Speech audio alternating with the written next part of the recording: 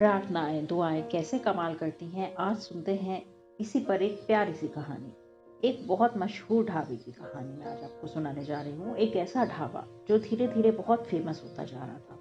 वहाँ का खाना सभी को बहुत पसंद आता था, तो वहाँ एक बार खाना खा लेता बार बार वहाँ जाता। धीरे धीरे उस ढाबे की ख्याति पूरे शहर में फैलने लग गई। वहाँ भीड़ भी खूब रहने लगी।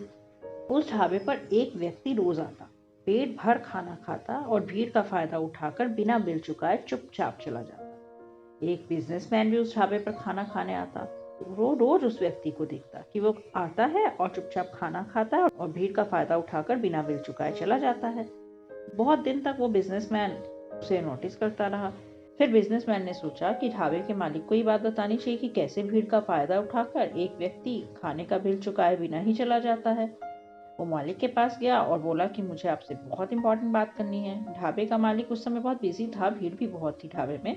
तो मालिक ने बोला कि थोड़ी देर इंतजार करिए, भीड़ कम हो जाए, मैं फ्री हो जाऊँ तो मैं आपसे बात करता हूँ। बिजनेसमैन ने भी ये ठान लिया था कि आज उस व्यक्ति की पोल खोल कर रहेगा।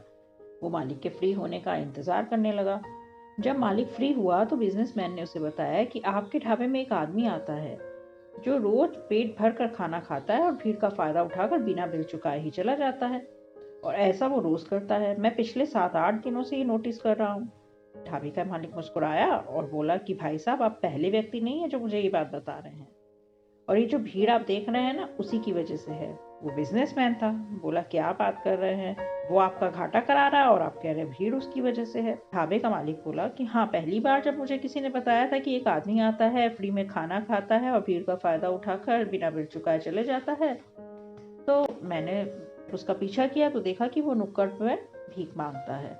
एक दिन मैंने देखा कि वो ढाबे के बाहर हाथ जोड़कर ऊपर वाले से कुछ प्रार्थना कर रहा था। शायद वो कह रहा था कि भगवान, ढाबे में इतनी भीड़ आ जाए कि मैं चुपके से भरपेट खाना खा सकूं। ये जो भीड़ आप देख रहे हैं ना, उसकी दुआओं का ही तो असर है। मैंने ना कभी उसे फटकारा है, ना डांटा, और ना ही रोकता हूँ खाना खाने से। वो भरपेट खाता है और चला जाता है।